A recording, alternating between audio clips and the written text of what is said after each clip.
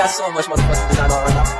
Every time bring it down, make it come, put it down, oh God, see me walk with that, because I'm a lie, and you know. Oke, baik. Sampai ketemu lagi ya. Ini hari pembelajaran yang kedua untuk materi tentang hukum perdana, perjanjian dan pembuatan. Judulnya sekarang makin agak panjang, karena dengan adanya pertemuan. Oke, bismillahirrahmanirrahim. Assalamualaikum warahmatullahi wabarakatuh. Waalaikumsalam warahmatullahi wabarakatuh. Tadi kan? Assalamualaikum warahmatullahi wabarakatuh. Om Swastiastu, salam budaya, salam kebajikan. Semoga kesehatan dan keselamatan kami.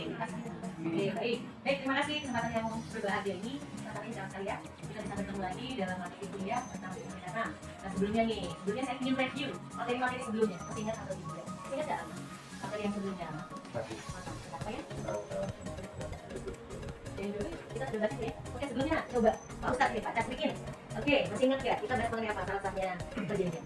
Tentang surat perjanjian yang dimana ada 4 Ya, itu yang pertama mengenai tentang kesepakatan, ya, oke. terus akad untuk perjanjian, terus adanya suatu hal tertentu yang diperjanjikan, terus yang ketiga ada sebab-sebab untuk melakukan perjanjian. Oke, betul nggak? Betul. Oke, bisa diperjelas lagi nih tentang kesepakatan Pak ya. Kesepakatan adalah suatu ketika seorang menyetujui atau sepakat bahwa perjanjian tersebut. Ya, sepakat ya. Oke, betul nggak? Betul. Oke, kita close bermain. Oke, sekarang objek tertentu. Ada yang mau memberi penjelasan? Objek tertentu? Kira-kira apa? Bisa? Apa bisa? Objek tertentu berarti kita punya suatu objek yang harus diperjanjikan. Ya, objek tertentu adalah objeknya yang harus jelas, bukan objek yang tidak jelas dalam pakaian objek yang tidak ada, tetapi objeknya harus jelas dalam wujud. Betul nggak? Oke, kita semua ya, masih ingat semuanya. Oke, kita bahas sekarang. Oke, baik. Untuk materi pembahasan hari ini adalah kita bahas mengenai perjanjian bernama. Perjanjian bernama adalah perjanjian yang sudah diberikan nama secara khusus oleh Undang-Undang. Pertama kita bahas perjanjian jual. Coba, perjanjian jual beli ya, kita dibayangkan nggak ada perjanjian jual beli. Nah, sebelumnya kita buat kelompok. 1, 2, 3, 1 kelompok. 1, 2, 3, 1 kelompok. Ini 1, 2, 3, 1 kelompok. Ini bapak-bapak berempat. Oke, coba ingat dulu pertanyaannya. Coba Anda berikan contoh perbuatan hukum yang pernah Anda lakukan dalam bentuk jual beli. Waktunya 5 menit. Jika kalian paham, mampu menggunakan berbagai dokumen, maka kalian nanti bisa mempraktekkan dalam kehidupannya. Kira-kira bermanfaat nggak? Oke, tugasnya sudah belum?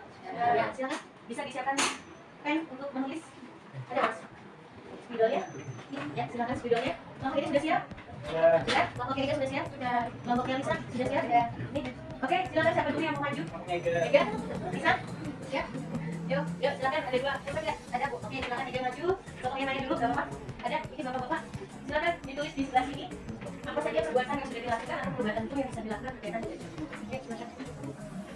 Berarti ini perbuatannya Bu. Ya, perbuatan hukumnya apa saja? Yang kedua, dikasih nama kelompoknya, yang mau ditulis. Cobain. Coba.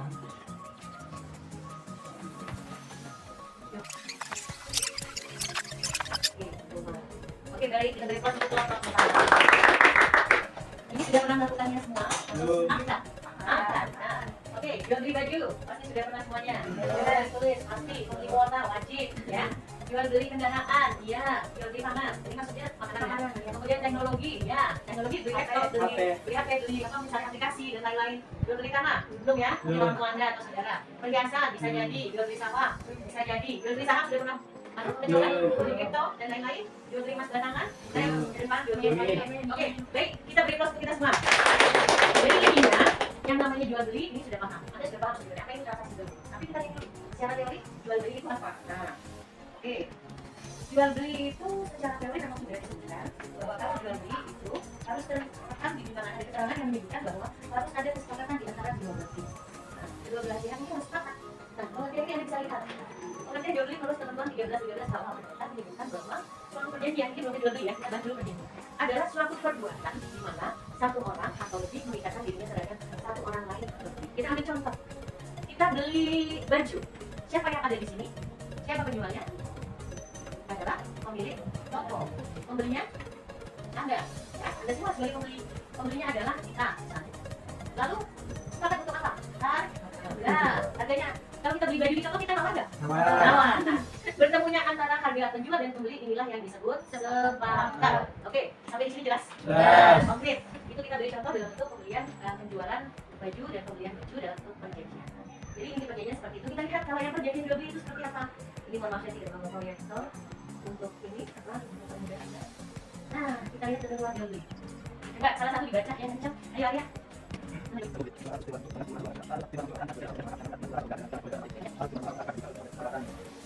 Tentang perbedaan atau jual beli dan harganya sudah diterapkan oleh kedua belah pihak. Oke, sampai di situ. Jadi yang namanya jual beli adalah ketika sudah bertemunya antara pihak penjual dan pembeli, mereka sepakat untuk mengikatkan diri, untuk menyerahkan suatu perusahaan dan pihak yang lain membayar sejumlah harga yang sudah disepakati. Nah ini apa jual beli yang mungkin Anda setiap hari lakukan dari kuota kemudian lain. Kita sepakat untuk jual beli ini pun semuanya sudah pernah Anda lakukan. Tinggal secara teori Anda paham atau tidak. Nah oke, next. Ini pengertian dari jual beli sesuai dengan ketentuan dari pasal ini. Lalu kita lihat kalau sudah jual beli, lalu apakah suami istri boleh melakukan jual beli? Yeay, oh, harus. Nilainya cuma banyak. Mungkin nanti Anda akan bertemu di dalam suatu bentuk majelis, dalam bentuk apapun Anda akan bertemu ini permasalahan yang muncul.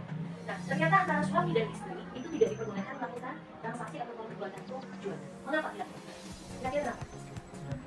Karena perjanjian, karena kalau perbuatan itu perkawinan tanpa adanya perjanjian kawin, maka otomatis semua harta itu menjadi harta bersama. Jadi ketika menjual, mau membeli, mereka harus mendapatkan persetujuan dari kawan kami. Jadi nggak bisa semena-mena, ini harta saya, kamu nggak boleh ngomongkan. Kecuali untuk 3 hal ini. Yang pertama adalah ketika si suami atau istri menyerahkan juga kepada suami atau istri dengan pemisahan dari pengadilan. Dan pengadilan membuat keputusan ini biasanya berdasarkan dari sudah adanya perjanjian kawin pisah harta, ya dipisahkan di utang. Yang kedua apabila menyerahkan suatu alasan yang sah, misalnya suami mengembalikan ke istri yang sudah terjual, kemudian menyerahkan kembali hasil penjualannya kepada istri. Dan yang ketiga apabila ada berkaitan dengan utang piutang dari suami atau istri yang belum dilunasi, maka boleh menjual. Misalnya saya suami istri tidak ketemu, dia memberikan saya mobil, dan mobilnya dijual karena alasan untuk melunasi utang dari suami. Ya, oke sampai sini jelas? Jelas ya. Ini kita sebut larangannya dulu karena bisa jadi nanti Anda bertemu dengan permasalahan ini. Kalau untuk syarat-syaratnya tadi sudah sama, nah sepakat mengikatkan diri. Nah nanti kita bahas sedikit mengenai akta. Sudah belajar tentang akta belum? Belum ya? Belum. Nah, boleh nggak sih perjanjian jual beli dibuat di bawah tangan? Boleh. Karena perbuatan hukum ini bersifat kedua belah pihak, maka boleh dibuat dalam bentuk di bawah tangan. Kalau bentuk di bawah tangan, apa syarat ketentuannya tetap berlaku? Harus ada subjek hukumnya. Subjek hukumnya siapa? Penjual dan pembeli. Objek hukumnya apa? Nah, kemudian ketentuan dari 1320 ini harus terpenuhi. Nah, kita lihat dari akta jual beli nanti akan muncul yang disebut akta. Akta adalah tulisan yang sengaja dibuat oleh kedua belah pihak yang akan dijadikan sebagai barang bukti. Bisa dibuat di bawah tangan sesuai dengan ketentuan akta umum. Kalau di bawah tangan kira-kira ada bayangan nggak sih? Bentuknya seperti apa? Pernah? Kita lihat orang bikin perjanjian di bawah tangan. Belum pernah? Dia sudah pernah lihat orang bikin perjanjian di bawah tangan? Bentuknya yang sudah kertas? Sudah pernah bikin? Sudah. Apa jelas? Tersebut setelah selesai itu modelnya dibagi sama bedanya nanti di dalam pembuatannya saja. Kalau itu pihaknya sudah jelas antara pihak pembeli modal dan pengelola. Kalau pihak penjual, pihak penjual dan pihak pembeli. Nanti kalian silakan mencari total itu dalam bentuk sudah berkelompok ya. Akta di bawah tangan bisa juga akta otentik ya. Akta otentik juga bisa. Nah pembedaannya apa antara akta di bawah tangan dan akta otentik? Nah, kalau kecil bisa dibaca tidak? Ya. Nah. Kita lihat dulu dari perbedaan antara akta otentik dan akta di bawah tangan. Untuk syarat-syaratnya perjanjian jual beli sudah paham ya? Kita sedikit membahas tentang akta otentik dan akta di bawah tangan. Nah, untuk akta otentik dan akta di bawah tangan ini sangat signifikan sekali perbedaannya ya. Yang pertama, apa? Coba yang berbeda. Perbedaan apa tetapi Kalau ini aturannya sudah jelas, pejabatnya sudah jelas. Mereka diatur oleh aturan undang-undang, format dan lain-lain sudah jelas. Tapi kalau untuk akta di bawah tangan ini berdasarkan kesepakatan para pihak dan biasanya dibuat juga oleh para pihak. Oke, yang kedua dari materi. Coba sama ini kami mau baca. Mbak, yang tinggi-tinggi namanya siapa? Ibu lupa. Ya, saudara, silakan dibaca saudara. Ingat enggak? Nah, selama tidak disangkal oleh pihak-pihak yang menggunakan akta tersebut. Oke, baik intinya untuk akta yang bersifat otentik untuk materinya dia bisa membuktikan sendiri tanpa harus dijelaskan. Karena merupakan sebagai alat bukti yang benar, adalah tidak sesuai dengan asasnya. Yang masih bisa pilih kembali tidak yang asli. Ini otentik ya, otentik dia adalah. Tapi yang bawah kanan, ini apabila yang mengambil tanda tangan, otomatis akan digunakan. Tetapi apabila yang merasa tidak tanda tangan, apabila tanda tangan tersebut, maka dia bisa tidak dirasa. Oke, selanjutnya silakan dilanjutkan. Dan mungkin dalam akta lain atau otentik itu apabila satu orang akan dijelaskan. Mungkin dari mana yang dijelaskan? Tetapi apabila ada tulisan atau bawah kanan, apabila satu orang pasti harus dijelaskan. Harus ada saksi dan tidak sendiri. Dan itu kita. Dan saya menggunakannya. Dan menggunakannya dengan satu orang yang itu tapi kalau orang bilang kalau jadi kamu yang minta sampai jadi benar jadi dari sana karena bebas dia berjiran di dunia bakar ini adalah sebenarnya. Tapi kalau ini dibakar kemungkinan sekali hilang karena dia hanya bentuknya satu lembar kertas ya. Oke sampai di sini jelas. Oke jelas cukup ya untuk hari ini. Oke baik silakan anda untuk mengerjakan tugas secara berkelompok. Kelompoknya tidak bakal 3 tugas seperti tadi. Tugasnya yang pertama mencari contoh perjanjian. Ini tugas kelompok ya. Mencari contoh perjanjian jual beli pertama. Kemudian nanti Anda bedah dalam bentuk bedah. Contohnya, siapa subjek hukumnya disebutkan. Misalnya Tuan X, Nyonya X, atau Tuan A dengan persetujuan istrinya, Nyonya B. Kemudian setelah itu objek hukumnya. Apa yang menjadi objek penelitian jual beli disebutkan. Kemudian setelah itu Anda analisa pasal 1320 sebagai pisau analisa. Kira-kira ini jelas ya? Jadi, untuk tugas perorangannya jangan lupa Anda mereview perkuliahan kita pada bagian. Oke, jelas? Sebenarnya tidak cukup ya? Oke, baik. Insya Allah apa yang sudah kita berikan, kita share hari ini bisa memberikan manfaat lebih dan Anda semua ya.